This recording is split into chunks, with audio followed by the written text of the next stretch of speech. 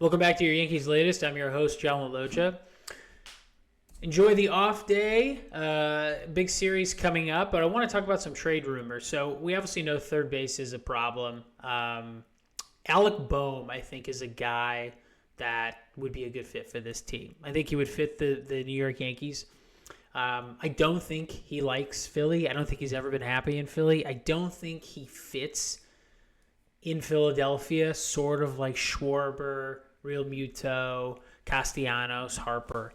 He just never has. It's never felt like that's been his home.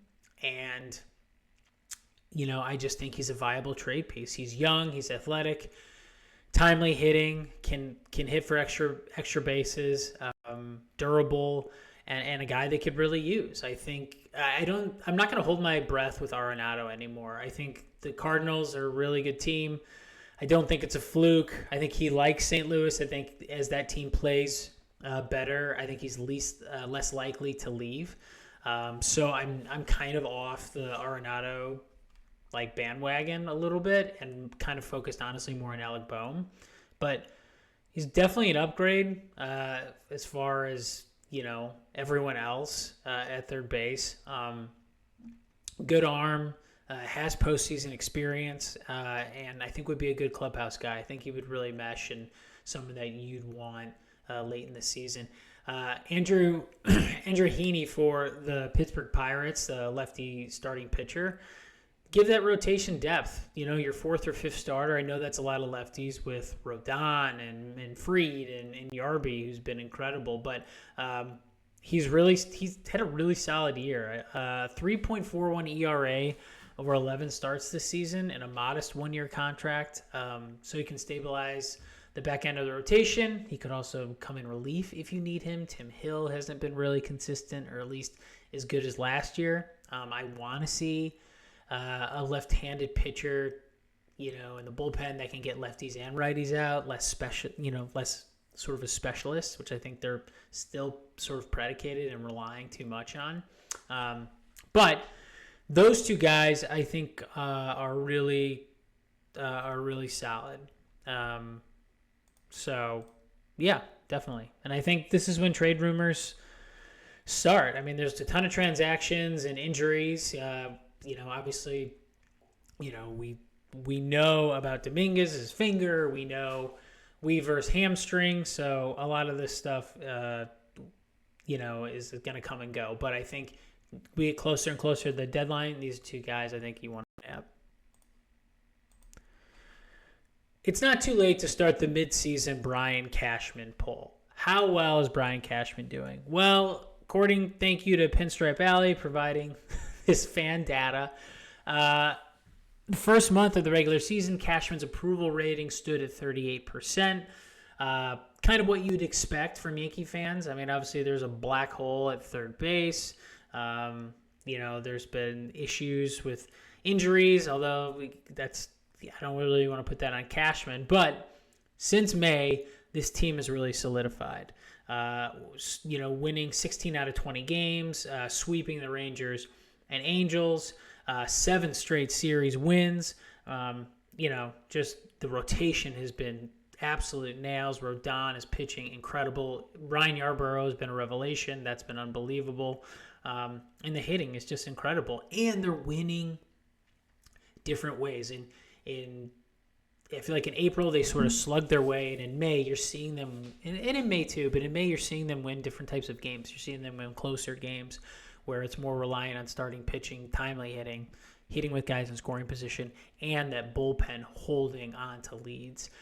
That is a credit to him. And I think honestly his two biggest moves, right? It means a couple. Fried obviously probably has to be number one with how incredible he's been.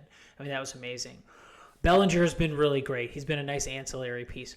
Paul Goldschmidt, taking a guy at 37, pretty risky. He has far exceeded expectations. Obviously, we know Judge is like a possible Triple Crown winner first time since Mickey Mantle in 1953, and could hit 400 first time since Ted Williams in 1941. But it's Goldschmidt. Goldschmidt is hitting, and he's showing no signs of slowing down. That there's still bat speed there, and there's still power down the left field and right field line. He is able to generate a lot of power. He's able to get to high fastballs. I'm just amazed. Credit goes to him too for keeping himself in such good shape over his years in Arizona and St. Louis and now New York. He's always been in stellar shape, strong, durable, and he's got a 343 average, and his WRC plus is 156, top 7 in all of the AL. So I think that's a massive, massive addition to this team. And you got to give credit to Brian Cashman.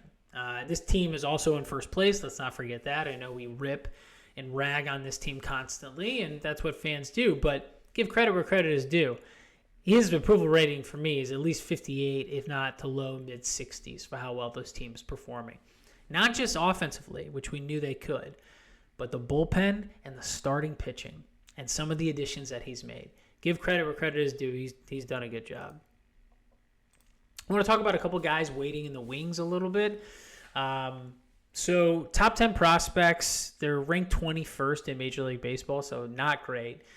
Obviously, you've got George Lombard Jr., shortstop. Some people actually think the future Derek Jeter and not Anthony Volpe. Spencer Jones, center fielder at 2. Elmer Rodriguez Cruz at 3, right-handed pitcher.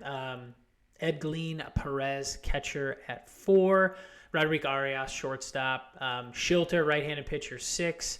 Vivas is 9 at second base. He's already been brought up and has contributed a little bit. But they realistically, the September call-ups, there's 2 guys. Jones in center field, second-ranked prospect. And then Cam Schittler, I believe that's how you pronounce it. And if it's not, I apologize. Right-handed pitcher. So those guys are going to be probably September call-ups if they need them.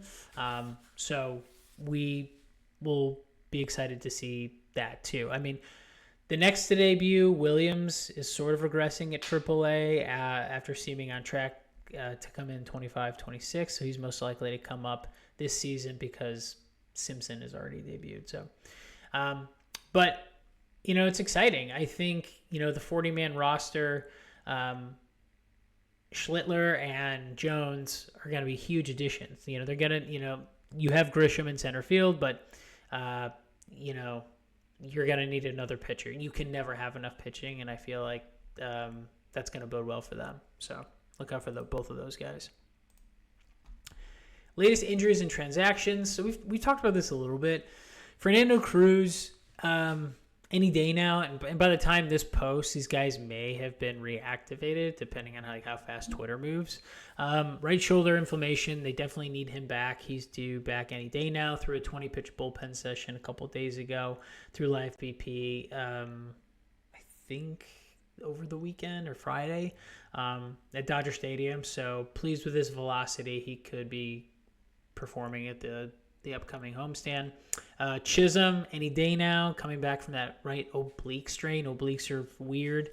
But he was 3 for 9 with a double, 2 runs and a walk in 3 rehab games in Double-A Somerset. So I think he'll be fine, and I think he'll reacclimate pretty easily.